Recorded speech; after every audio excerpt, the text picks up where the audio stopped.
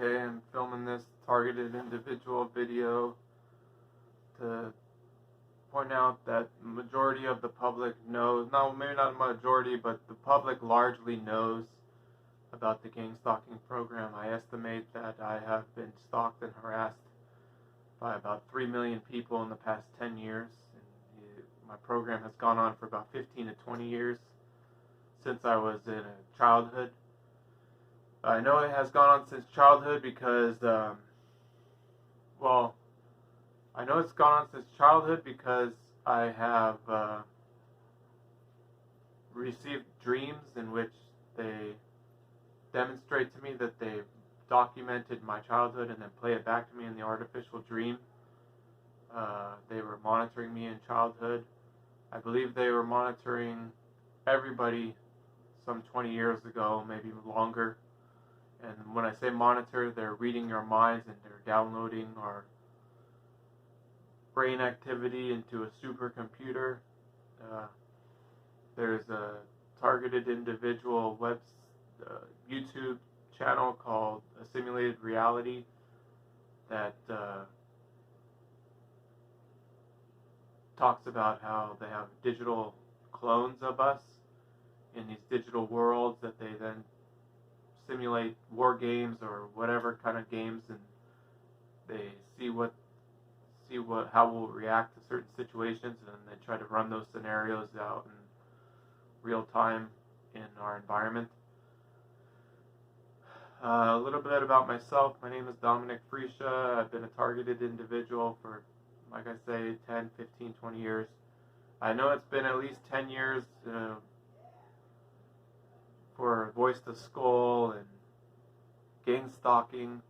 I believe it goes back 12 to 15 years, even more, and like I say, into my childhood.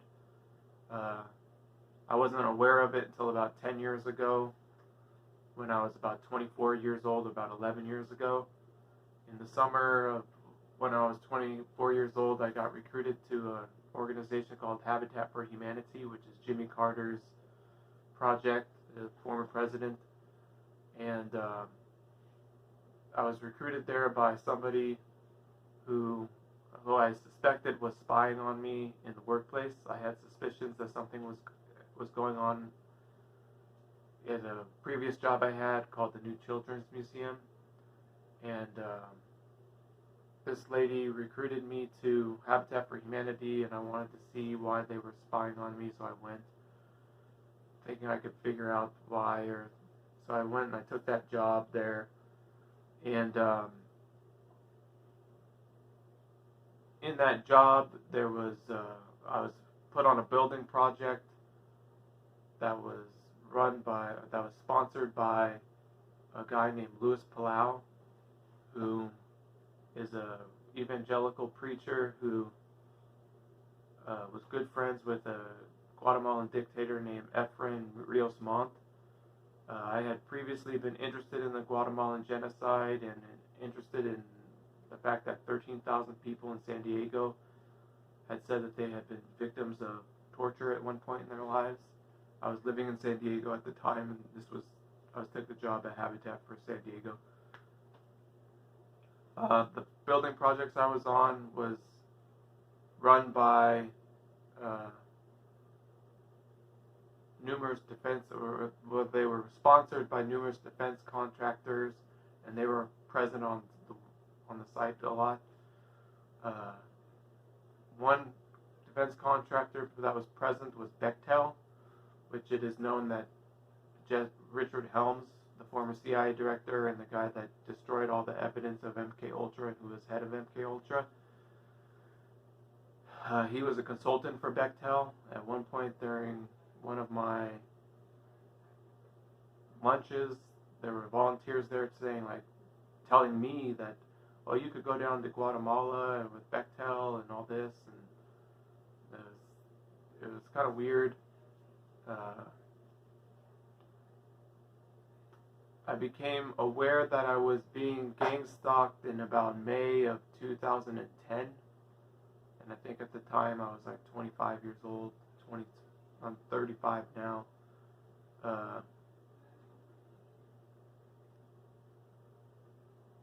after becoming aware of being gang stalked, I did not renew my contract with Habitat for Humanity. I ended up coming back to Saugus or Santa Clarita, California, which is where I grew up, and I thought it was a good chance to save money and get away from the organization that was gang stalking me in San Diego. I didn't realize it was a global phenomena. I thought it was just some local organization, you know, like associated with the military or something. And I started engaging in protests. I went to a protest for Juan Manuel Jimenez. I think, or maybe it was just Manuel. I'm sorry, I got the name wrong. Manuel Jimenez, who was a day laborer who got shot. And upon going to that protest, I was followed into a bookstore in Hollywood, and people were doing all kinds of weird things to me there. So I realized then that it was still going on when I got back here. I went to another protest for the Libyan bombings in, I think it was April, or it might have been March of 2011. And I was followed into a Starbucks a few days later by these women police officers who identified themselves as women, and they stated that they fuck people up when they least suspect it, and that when they arrest people, they fuck people over, and they say all this.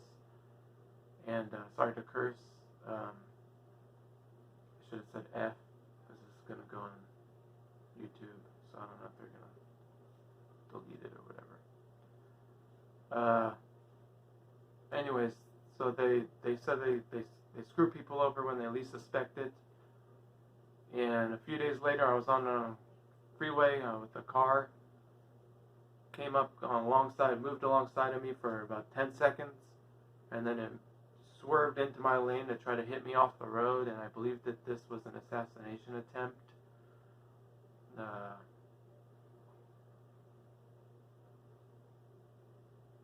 That happened on my grandpa's death date, actually.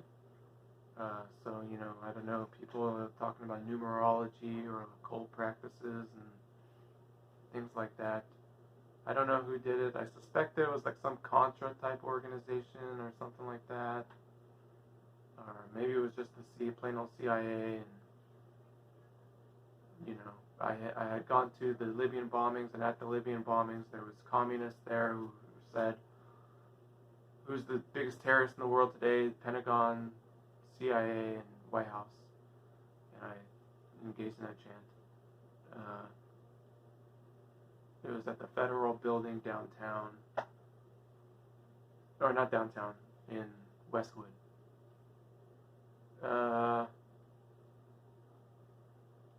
Then fast forward a few years, I didn't get into a car, and I was still thinking like somebody was out to get me at that time. I was having all these incongruous psychological events and people threatening me in public. I was threatened like 4 or 5 times. And so I didn't know what to do.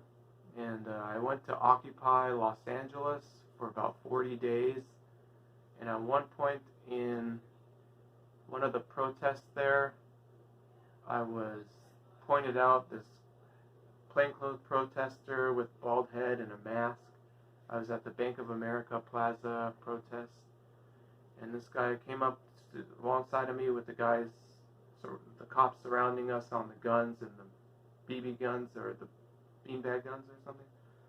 And this guy he stood next to me and he signaled and pointed to me like, hit this guy. And at the time, there had been a guy in Oakland who had his skull fractured by getting shot with the beanbag bullets. So I was a little worried that something like that could happen with the guy on the gun. And the guy on the gun like stared at me like this, like trying to intimidate me.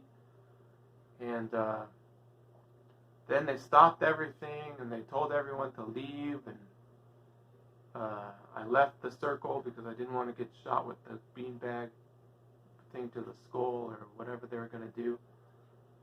And I kept going to Occupy until it ended, and then Occupy was kind of weird. It was like a psychological operation. It was like constantly worried. There was police everywhere. I don't know if it was infiltrated or if it was run by the police, or I don't really know, but like it was definitely seemed kind of like WWF, like psychological operation. And like I say, plainclothes protesters were communicating with the police. After this happened, I was approached on a train by a woman that said I should work with the police. She communicated to me through directed conversation. And directed conversation is when somebody sits down next to you and they have a conversation that's ostensibly about something else, but they're communicating in code to you. It's so that they can deny that they ever did it. So I went to the police seeking investigation into the incident on the highway and the incident at Occupy Los Angeles. And I was told that they couldn't look into it. I filled out the paperwork and they said they would get back to me or something. And following this, I was approached on the street by a bunch of people who kept touching their nose like this. There was like some sort of secret code, like, yeah, we're following you or something. And this kept happening everywhere I went. I immediately went home, and that night I started getting the voice to skull, the voices in my head that went on for about 7-8 years after that. The voice to skull, and it debilitated me, and then I started getting the artificial dreams here, waking me up and giving me sleep deprivation. I got the speeded heart and all that. I'll get into that in another video. But that's a little bit of background about how I learned that I was becoming targeted. And yeah, that's it for now.